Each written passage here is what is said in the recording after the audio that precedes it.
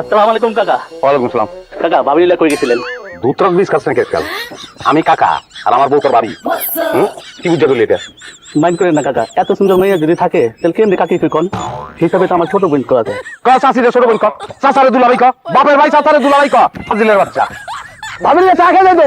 7 লাখ টাকা দেন মোহর দিয়া তারপর বিয়া করছি, এখনো দেন মোহরের টাকা পরিশোধ করি নাই। তুই পরিশোধ করবি টাকা? আমি দেবো কেন? তাহলে তোর লগে আমার বউ গল্প করবো কে? জবাব আছে তোর কাছে? নেই। হ্যাঁ তাহলে যা দোকান যা, চলো। ভাই আপনি বিয়ে করে আনলেন নাম করে জানালেন না ভাই? বেটা তুই এদিকে কই যাস?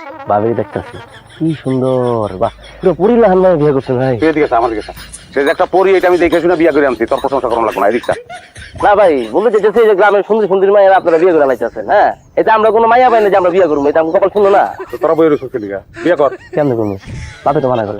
তোর বাপের পায়ে ধরে গিয়ে বই থাকে, এখানে রসুন লিগা। না এনে বেশি ভাই, যে আপনি নাই তো আপনার লাগে অপেক্ষা থাকি ভাই। ওই বেটা এদিকটা, তোর নজর দেখে তো মনে হইতেছে না যে তুই আমার লিগে অপেক্ষা করতেছস। অপেক্ষার দিন শেষ, এর আর দেখা হইব না। বাইরে এই জায়গা ছাপ।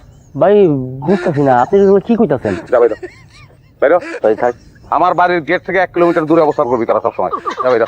পছন্দ করলেন ভাই। হ্যাঁ বাইরে বাইরে। বাড়ি খাবি, বাড়ি খেলে মাথা ভাটবো। মাইয়া ভাবি না বিয়া করানোর লিগা।